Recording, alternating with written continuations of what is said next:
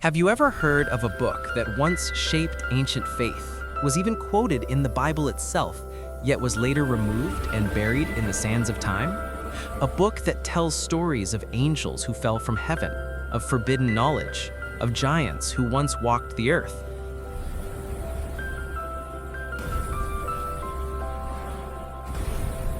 and of visions that mirror the end of days. This is the story of the Book of Enoch, one of the most mysterious, powerful, and controversial writings ever connected to the Bible. In the book of Genesis, there is a man named Enoch, a figure so enigmatic that only a single line describes his fate. And Enoch walked with God, and he was not, for God took him. What does that mean? Did he die, or did he simply vanish, taken directly into heaven? Centuries later, in the New Testament, the writer of Hebrews refers again to this mysterious man, saying that, by faith, Enoch was taken away so that he did not see death. And in the short epistle of Jude, a quote appears that gives us a glimpse of something extraordinary. Jude writes, "Enoch, the seventh from Adam, prophesied, saying, 'Behold, the Lord comes with 10,000s of his holy ones.'" But this prophecy is not found anywhere in the Old Testament. It comes from another book, a text known in ancient times as the Book of Enoch. This connection means that the early followers of Jesus may have known and respected this writing. So what exactly is this book, and why was it removed from the Bible? The Book of Enoch, or more precisely, 1 Enoch, is not a single text, but a collection of 5 major sections.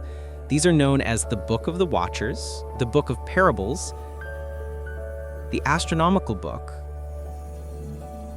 the Dream Visions, and the Epistle of Enoch. Together they form a sweeping story about heaven, earth, angels, and the final judgment of the world.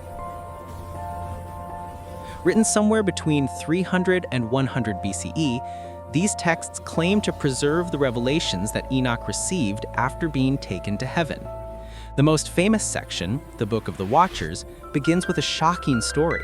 It describes how 200 angels, called the Watchers, descended from heaven to live among humans. They took human wives, revealed forbidden secrets, from magic to metalworking, and fathered a race of giants known as the Nephilim. Their rebellion corrupted the earth and led God to send a great flood to cleanse the world. If this sounds familiar, it's because fragments of the same story appear briefly in Genesis 6, where it says, "The sons of God saw that the daughters of men were beautiful, and they took wives for themselves." But in Enoch's account, that single verse expands into a grand cosmic drama of sin, judgment, and redemption. In other sections, Enoch describes his journeys through the heavens. He witnesses the architecture of the universe, the courses of the stars, the gates of the sun and moon, and the angels who keep the order of creation. He is shown the throne of God, the fate of souls after death, and the ultimate judgment that awaits the fallen angels and the wicked. The Book of Parables introduces a messianic figure called the Elect One, a divine Son of Man who will sit on the throne of glory to judge the world.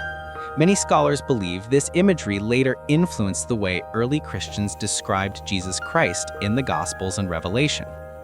So if the Book of Enoch was so important, why was it not included in the Bible? The reasons are both historical and theological. First, the question of authorship. The book claims to have been written by Enoch himself, a man who lived before the flood, yet scholars date the text to the centuries just before the time of Jesus. This made it impossible for it to have been written by the ancient patriarch.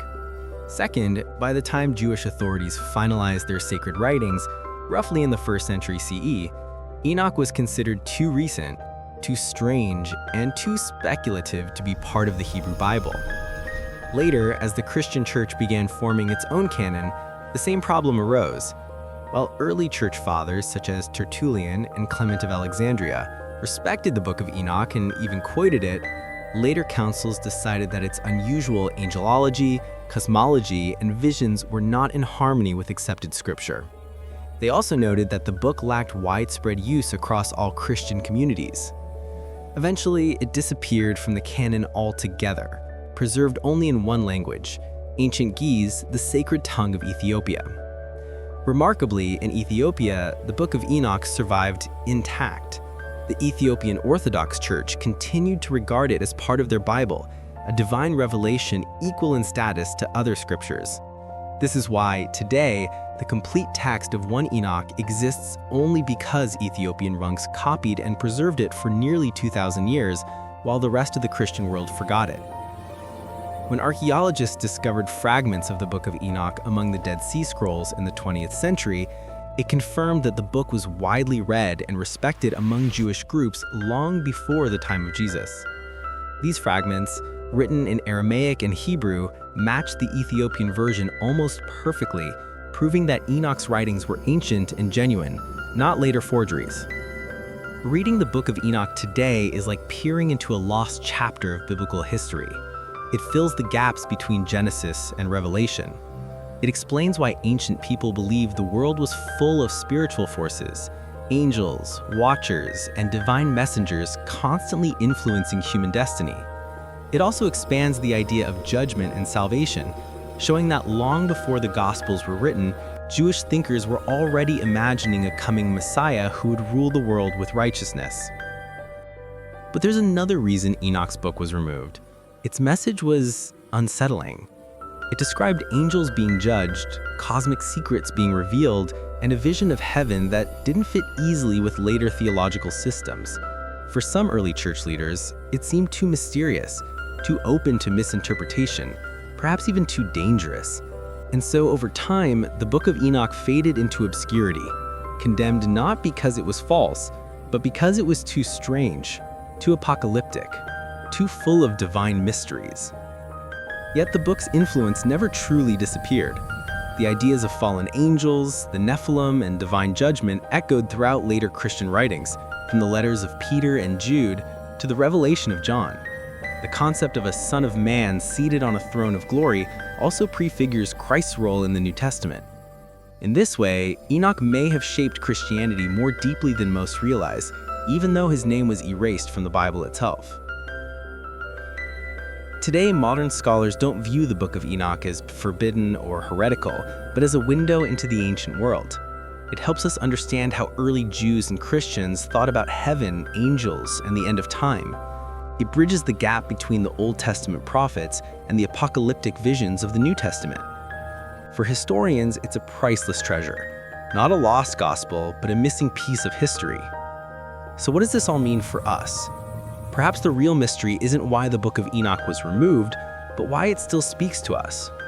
It reminds us that sacred history is larger than the pages we inherited, that faith once included many voices, some silenced, others forgotten. And it challenges us to see the Bible not as a closed box of secrets, but as a living library, shaped by centuries of human searching for the divine. The Book of Enoch may not stand among the 66 books of the modern Bible, but its echo lingers in the verses of Jude, in the visions of Revelation, and in the imagination of every seeker who wonders what other truths might still lie hidden, waiting to be found.